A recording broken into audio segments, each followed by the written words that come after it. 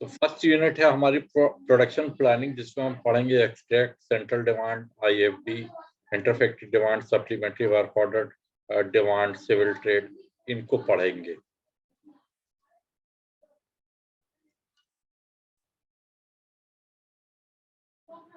तो फैक्ट्री को मेनली 3 हिस्सों में बांटा गया है, production section, services section, administrative section, है ना। तो कुछ एक जैसे टीवी टूल रूम जो है ये प्रोडक्शन और इसमें दो मतलब प्रोडक्शन सेक्शंस में और इनडायरेक्ट सीरीज दोनों में काउंट होता है। तो ये कोई ऐसा बड़ा भारी चीज नहीं है, आप लोग पढ़ लेना। हम चूंकि तेजी से आगे बढ़ना है, अभी जैसे कि मालूम है आपको कि जल्दी से जल्दी एग्जाम होंगे नवंबर लास्ट में या दिसंबर फर्स्ट वीक में। तो ये जो छोटी इम्पोर्टेंट चीजें हैं उनको मैं डिस्कस करूंगा। जो नॉर्मल पढ़ने वाली चीजें हैं वो आप लोग अपनी किताब से पढ़ लें। तो समझने वाली चीजें हैं, याद करवाने वाली चीजें हैं, उन पे मैं कंसंट्रेट करूंगा अभी। तो हमारी ऑर्डिनेंस फैक्ट्री बोर्ड या जो भी हमारे पीएसयूज बने हैं उनके कस्टमर कौन कौन से, army, navy, air force, other defence department है कस्टमर। सेंट्रल गवर्नमेंट हमारा कस्टमर है, स्टेट गवर्नमेंट को भी हम देते हैं, पब्लिक सेक्टर, प्राइवेट सेक्टर, और एम्प्लॉइज ऑफ द फैक्ट्रीज को भी हम मटेरियल देते हैं। तो ये हमारे कस्टमर्स हो गए। तो ये जो कस्टमर्स हैं हमारे, तो जो ऑर्डर देते हैं हमें, एक कागज ही रहता है। तो उस कागज के जो ऑर्डर है उसको अलग अलग नामों से जाना जाता है। तो जो आर्मी, नेवी, एयरफोर्स या एमएचए ऑर्डिनेंस फैक्ट्री बोर्ड को ऑर्डर देती थी उसको बोलते थे इंडेंट। लिख लीजिए, एसडब्ल्यूओडी का फुल फॉर्म लिख लीजिए, supplementary work order draft. Purchase order जो मिलता है वो सेंट्रल गवर्नमेंट, पीएसयूज और प्राइवेट सिविल इंडेंटर जो ऑर्डर देते हैं हमें, उसको परचेज ऑर्डर बोलते हैं। और payment services requisition of OF employ, जैसे कि ड्रम वगैरह निकालते हैं हम, या लकड़ी निकालते हैं, या इससे कानपुर की फैक्ट्री से गन पिस्टल वगैरह खरीदी जाती है, तो पेमेंट सर्विस रिक्विजिशन उसको कहते हैं। इसको थोड़ा सा आगे और हम डिटेल में जा रहे हैं। इंडेंट, इसमें एक वर्ड है जो क्वेश्चन में पूछा जाता है कि हर एक साल इंडेंट आर्मी, नेवी, एयरफोर्स या एमएचए जो है अगले साल के लिए इंडेंट जो है आपके सितंबर अक्टूबर तक सारे ऑर्डर मतलब इंडेंट दे देते।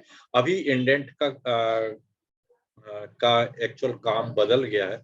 इंडेंट के रूप में जो भी होता है आर्मी या नेवी, एयरफोर्स की जगह इसको आप अलग से लिख लीजिए, क्योंकि कहीं नहीं लिखा। डीम्ड कॉन्ट्रैक्ट किया जा रहा है। आर्मी, नेवी, एयरफोर्स जो भी हमें ऑर्डर दे रहे हैं उसके अगेंस्ट में हम डीम्ड कॉन्ट्रैक्ट कर रहे हैं।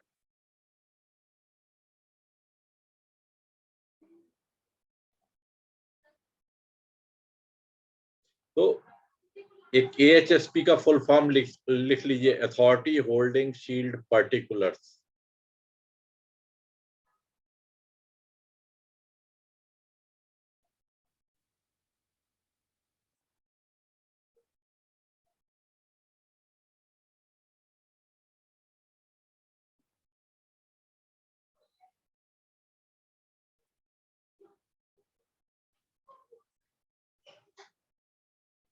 इसमें ऐसा सिंपल पढ़ने वाली चीज है, आप लोग उसमें किताब में एसडब्ल्यूओडी समझने वाली चीज है, इसको मैं समझाता हूँ। Supplementary work order draft.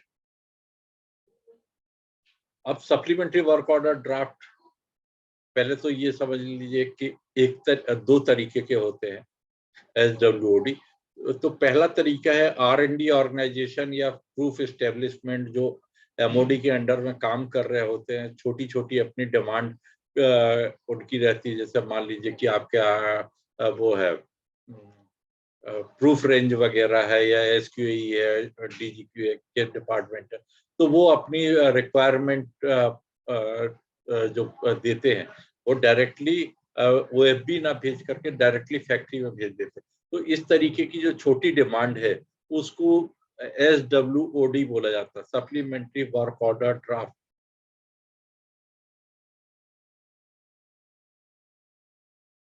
इस सप्लीमेंट्री वर्क ऑर्डर ड्राफ्ट का चूंकि मतलब कि आगे हम एक्सट्रैक्ट पढ़ेंगे तब वो समझ में आएगा। SWOD तो फैक्ट्री में डायरेक्ट आ गया तो इसका काम करके तो देना है, और बोर्ड की परमिशन चाहिए होती, तो इसका एक्स पोस्ट फैक्टो सैंक्शन लिया जाता है।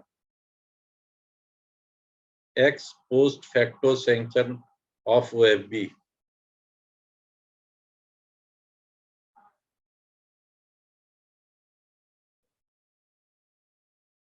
Purchase order, central government like railway, state government department, public sector undertaking और प्राइवेट सिविल इंडेंटर जो ऑर्डर देते हैं उसको परचेज ऑर्डर कहते हैं। These order are processed by the marketing section of individual factory। अभी तो मतलब कि जहाँ पे अलग से सेक्शन बना हुआ है तो उसको बोलते हैं मार्केटिंग सेक्शन, नहीं तो PNP सेक्शन ही इसको डील करता है। तो मार्केटिंग सेक्शन का ही एक पार्ट है PNP सेक्शन। तो ऑर्डर पूछे जा सकते हैं कि कौन डील करता है, तो यदि मार्केटिंग सेक्शन लिखा होगा तो आपको मार्केटिंग आंसर देना है, अदरवाइज PNP सेक्शन। Payment services to ordnance factory employees.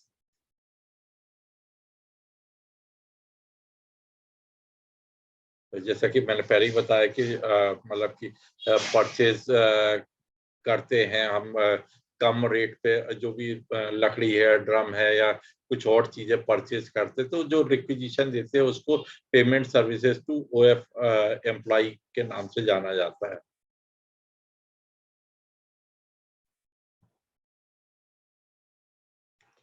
Planning section 3 हिस्सों में डिवाइड रहता है। Central planning, work office, industrial engineering department. Industrial engineering department का शॉर्ट फॉर्म IED लिख लीजिए, या R&E, रेट एंड एस्टीमेट।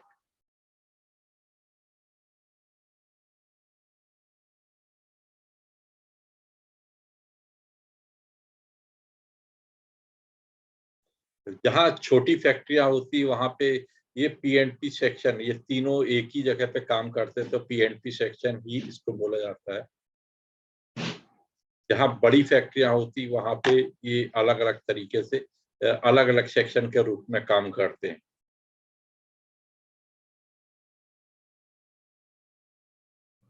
नाम से ही पता चल रहा है सेंट्रल प्लानिंग। तो सेंट्रल प्लानिंग या जो भी प्लानिंग सेक्शन है उसका क्या काम है, जितने भी कॉन्ट्रैक्ट आ रहे हैं या एक्सट्रैक्ट आ रहे हैं या तो उनको रिव्यू करना, उसके हिसाब से सिस्टर फैक्ट्री से IFD वगैरह को प्लेस करना, ब्रीफ बनाना, प्रोडक्शन में प्लानिंग में क्या आइटम है नहीं है, और मटेरियल रिव्यू मतलब कि रिव्यू मीटिंग करना, closely monitor all production activities from receipt of income material to issue of product। मतलब कि इनकम से लेकर के और उसका इशू हो रहा है वहां तक की पूरी मॉनिटरिंग करने का काम सेंट्रल प्लानिंग। नाम से ही समझ में आता है कि प्लानिंग प्लानिंग मतलब कि प्रोडक्शन प्लानिंग, प्रोडक्शन से रिलेटेड जितनी भी चीजें होंगी लिखा पढ़ी होगी वो प्रोडक्शन प्लानिंग से।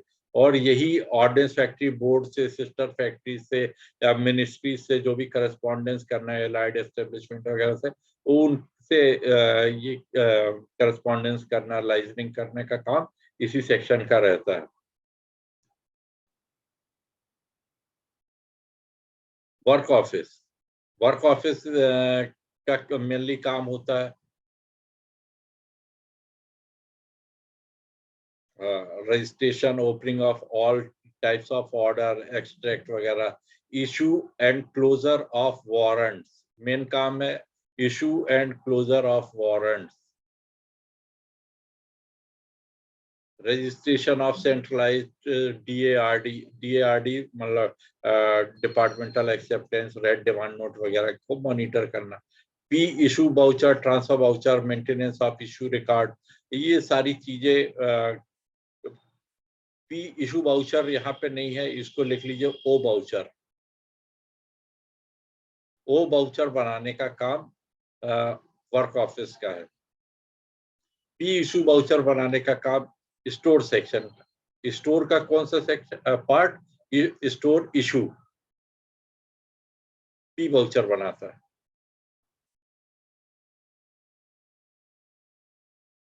Conducting of ULMC meetings, liaisoning meeting मतलब जो अकाउंट्स के साथ होती, settlement of internal audit, test audit objection, warrant closure meeting, budget utilisation, preparation of annual account, liaisoning करवाना, ये सब काम वर्क ऑफिस के।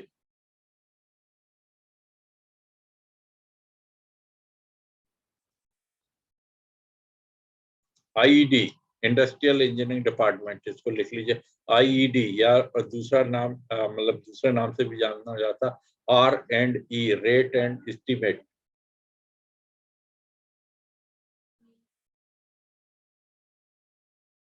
ये कस्टोडियन ऑफ एस्टीमेट, इसके आगे एक और लिख लीजिए वर्ड, कस्टोडियन ऑफ एस्टीमेट।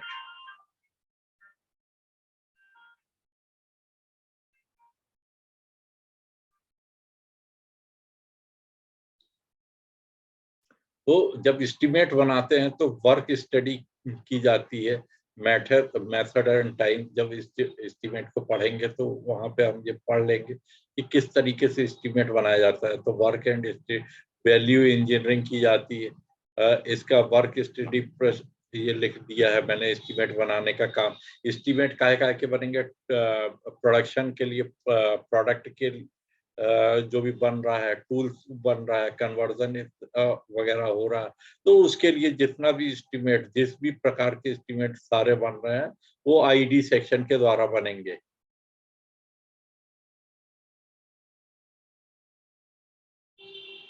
लिख लिया?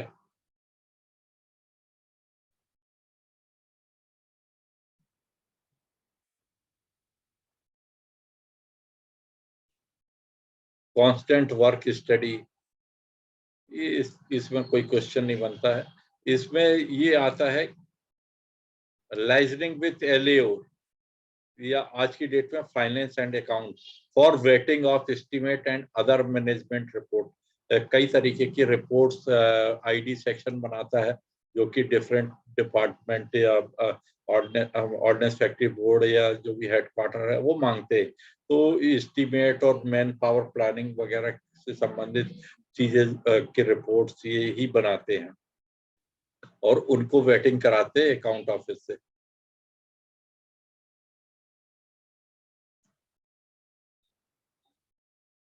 ये देखिए फ्लो किस तरीके से हो रहा है, इंडेंट,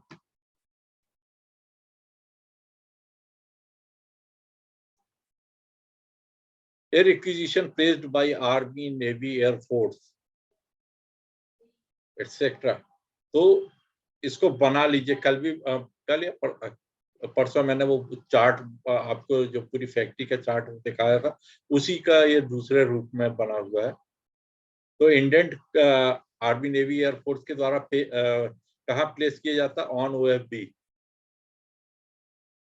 या हेडक्वार्टर पे। हेडक्वार्टर इसके अगेंस्ट में एक्सट्रैक्ट इशू करता है कंसर्न फैक्ट्रीज को। ये देखिए इंडेंट आया ऑर्डिनेंस फैक्ट्री बोर्ड, बोर्ड से एक्सट्रैक्ट आया फैक्ट्रीज में। फैक्ट्रीज ने डिफरेंट अपनी दूसरी फैक्ट्रीज को, सिस्टर फैक्ट्रीज को आईएफडी प्लेस। आईएफडी का फुल फॉर्म है इंटर फैक्ट्री डिमांड। एक फैक्ट्री दूसरी फैक्ट्री से सामान लेने के लिए जो डॉक्यूमेंट प्रिपेयर करती है उसका नाम आईएफडी। तो IFD मतलब कि जैसे मान लीजिए कि खमरिया फैक्ट्री, मेरी फैक्ट्री को आपकी चांदा फैक्ट्री से कुछ सामान चाहिए, तो खमरिया फैक्ट्री IFD प्लेस करेगी, उसके अगेंस्ट में चांदा फैक्ट्री मटेरियल सप्लाई करेगा। ये IFD जब हम डिटेल में जाएंगे तो वहां पे और ज्यादा बेहतर तरीके से आपको समझ में आ जाएगा। सप्लीमेंट्री वर्क ऑर्डर ड्राफ्ट अभी हमने पढ़ ही लिया कि जो इसके मिनिस्ट्री ऑफ डिफेंस के अंतर्गत जो छोटे डिपार्टमेंट है और प्रूफ रेंज वगैरह, वो अपनी जो रिक्वायरमेंट है वो प्रोजेक्ट करते हैं SWOD के द्वारा। एक्सट्रैक्ट, ये क्वेश्चन है इंपॉर्टेंट। एक्सट्रैक्ट 5 प्रकार के होते हैं। Class 1 extract, army navy air force जो अपनी रिक्वायरमेंट प्रोजेक्ट करते हैं उसको बोलते हैं class 1 extract.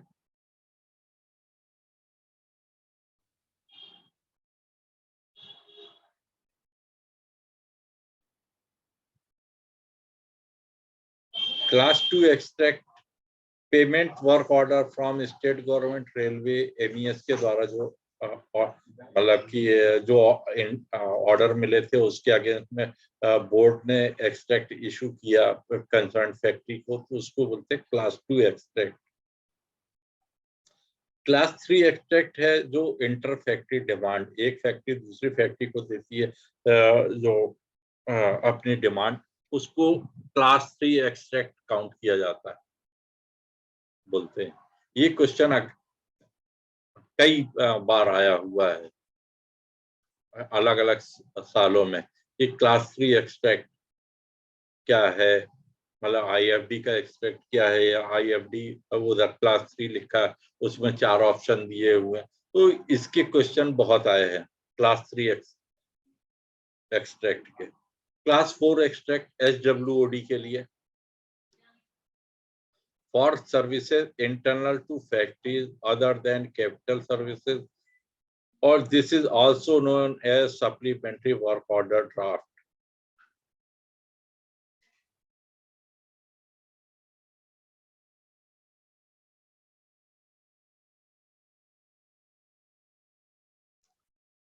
Class 5 extract for capital services, for example manufacturing of machine for stock, जैसे अमरनाथ फैक्ट्री में मशीन्स वगैरह बनती हैं स्टॉक में से ही इशू होता है अब S सीरीज बाउचर से, तो उस तरीके के एक्सट्रैक्ट को क्लास 5 एक्सट्रैक्ट बोलते हैं। एक्सट्रैक्ट में क्या क्या इंफॉर्मेशन रहती है, तो जिस इशू करने वाला, एक्सट्रैक्ट इशू करने वाला तो हेडक्वार्टर ही OAP हो या आप मान लीजिए आपका PSU का हेडक्वार्टर है, तो वही एक्सट्रैक्ट इशू करेगा। तो उसमें क्या देगा, किस फैक्ट्री को इशू किया, तो name of the factory, class of extract, मतलब कि 1 2 3 4 5 कौन से प्रकार का एक्सट्रैक्ट है, उसका एक नंबर देगा, extract number, date of commitment and completion of supply, मतलब कि कब से आपको काम स्टार्ट करना है, वो कब आपको सप्लाई कर देंगे इस पे, मतलब कि इस ऑर्डर को कंसाइनी को, तो वो डेट भी दी जाती है। अब इसके बाद में नॉमेनक्लेचर ऑफ स्टोर, क्या आइटम सप्लाई करना, उसका नाम, कितनी क्वांटिटी सप्लाई करना है और उसकी क्वांटिटी लिख दी। अब यहाँ आया डिस्ट्रीब्यूशन। डिस्ट्रीब्यूशन का मतलब यहाँ पे ये है कि कंसाइनी को क्या क्या मतलब मान लीजिए 1000 क्वांटिटी आपको आर्मी को देना है कोई बम, तो मतलब कि एक ही जगह पे भी भेजा जा सकता है या उसको 2 या 3 हिस्सों मतलब कि अलग अलग डिपो में भी भेजा जा सकता है, किसी को 200 भेज दिया, किसी को 500 भेज दिया, किसी को 300 भेज दिया। तो ये क्वांटिटी का डिस्ट्रीब्यूशन कि किस कंसाइनी को कितना भेजना है, तो यहाँ पे इसका डिस्ट्रीब्यूशन का मतलब ये है। अब एक और चीज यहाँ आती है कि एक्सट्रैक्ट की एक कॉपी किसको जाएगी, एलएओ को, डायरेक्टली बाय द इंडेंटर और by concern factory on receipt of extract for costing purpose. मतलब एक कॉपी तो जो अपना अकाउंट ऑफिस है उसको जाएगी। इसको और डिटेल में हम आगे पढ़ लेंगे कि इसकी कितनी कॉपी बनती है। 5 कॉपी बनती है, ये क्वेश्चन आता है।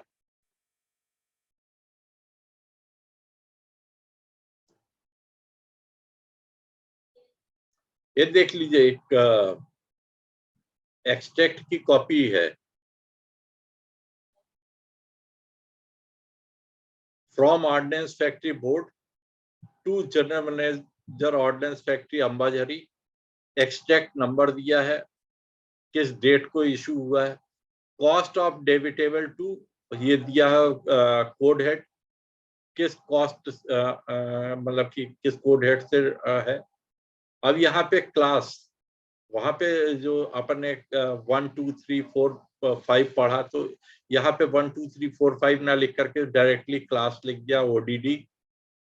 इसका ईपी कोड क्या है, आइटम कोड क्या है, और उसका नॉमेनक्लेचर क्या है, किस इंडेंट के अगेंस्ट में ये मतलब कि एक्सट्रैक्ट जारी किया गया, तो उस इंडेंट का नंबर और उस इंडेंट की डेट, और किसका इंडेंट है, सीओएस सेक्शन, स्टोर का क्या नाम है, प्रूफ शॉट 155 mm, ये किस में जाएगी, यूक्यू नंबर, तो नंबर्स में जाएगी। कितनी क्वांटिटी, तो क्वांटिटी लिखी है 900, क्वांटिटी इन वर्ड्स में लिख देता है। डेट ऑफ डिलीवरी 13/14 में आपको भेजना है। डिस्ट्रीब्यूशन, यहाँ पे डिस्ट्रीब्यूशन में लिखा हुआ सीपी इटारसी, मतलब इटारसी के प्रूफ रेंज को ही भेजना है। तो यहीं पे डिस्ट्रीब्यूशन में सीपी इटारसी को पूरा 900 भेजना। यदि यहाँ पे सीपी इटारसी के साथ में और कोई भी आपका डिपो वगैरह दिए जाते, तो यहीं पे लिख दिया जाता है, उसके अगेंस्ट में क्वांटिटी लिख दी जाती है। इसके बाद में इंडेंटर कौन है, डीजीक्यूए है। डीजीक्यूए को ही ओडीडी, ओडीडी का फुल फॉर्म है अदर डिफेंस डिपार्टमेंट।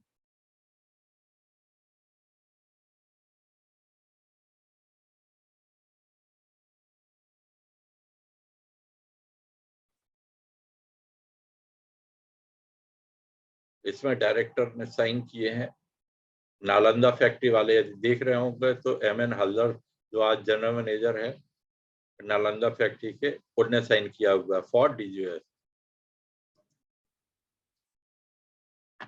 इसके बाद में इस जो आइटम बनेगा उसका इंस्पेक्शन कौन करे, एसक्यूई अंबाझरी। तो इंस्पेक्टरेट का भी इसमें प्री डिसाइडेड रहता है कि कौन इंस्पेक्शन करेगा। अभी 10 मिनट में इसमें ऑल क्लास रुकेगी, उसके बाद में ग्रुप में फिर से लिंक आ जाएगा, नए लोग के लिए बता दे रहा हूँ।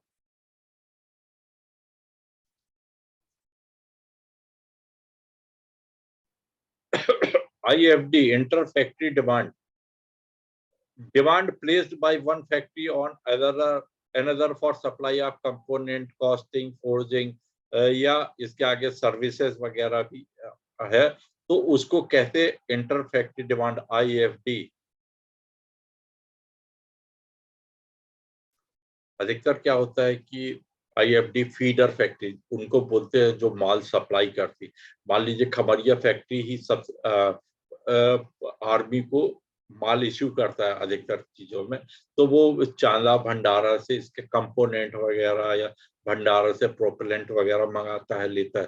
तो IFD प्लेस करेगा ऑर्डिनेंस फैक्ट्री खमरिया, किसके ऊपर, भंडारा या चांदा के ऊपर। भंडारा और चांदा उस IFD के अगेंस्ट में मटेरियल सप्लाई करेंगे खमरिया फैक्ट्री को। तो चांदा और भंडारा फैक्ट्रीज को IFD फीडर फैक्ट्री कहते हैं, या IFD सप्लाई करेंगे। प्लेस कौन कर रहा, IFD ऑर्डिनेंस फैक्ट्री खमरिया।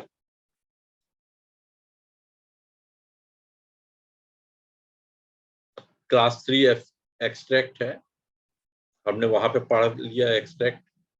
जो चीज मैं बोला उसी को यहाँ पे डिटेल में लिखा हुआ है।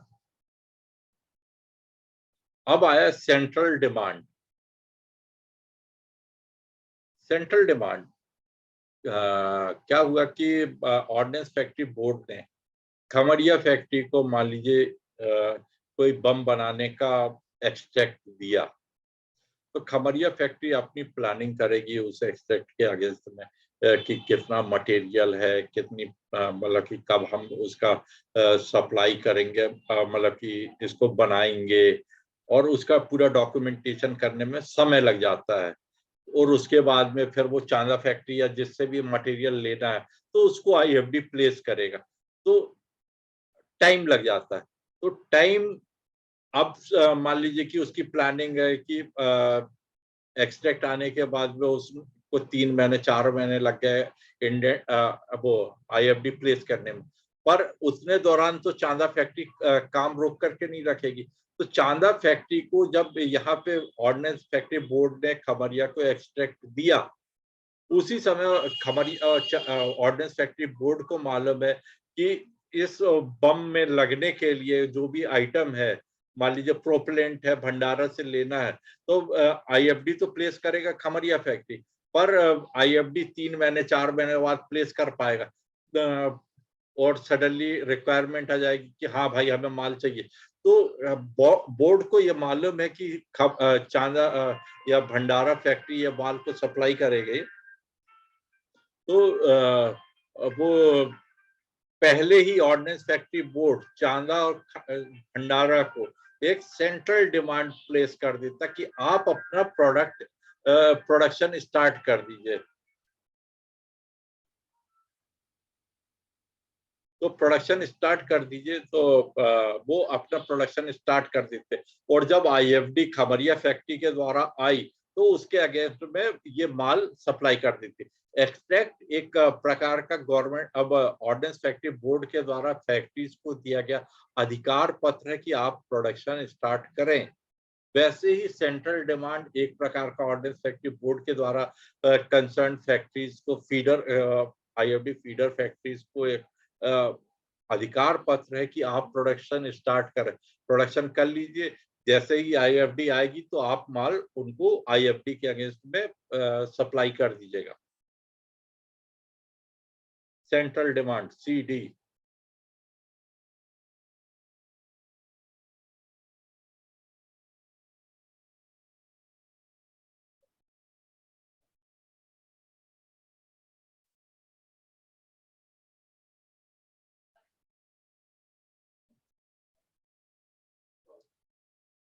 ये आईएफडी का एक सैंपल लगा हुआ है।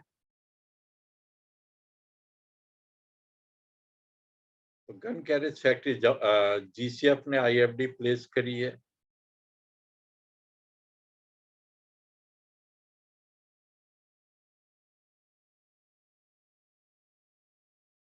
तो अपना फैक्ट्री ने अपना पूरा डिटेल दिया, आईएफडी नंबर दिया। किसके ऊपर प्लेस करी है? ऑर्डिनेंस फैक्ट्री अंबाझरी के ऊपर। फ्रॉम टू क्या आइटम? तो आइटम का पूरा विवरण बताना पड़ेगा, आइटम कोड, उसका डिस्क्रिप्शन, कितनी क्वांटिटी चाहिए है, उस नंबर्स में आएगा, किस रेट पे चाहिए, रिक्वायर्ड बाई मतलब कि कब तक उस को माल चाहिए, उसकी पीडीसी दे दी है। ये सारी डिटेल इसमें रहती है आईएफडी में।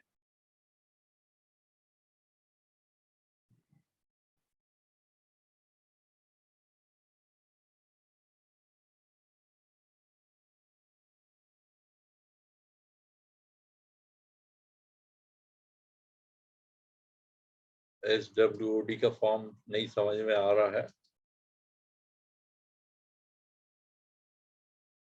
इसको और थोड़ा सा डिटेल में हम अपनी किताब से आएंगे 2 मिनट बाद। अभी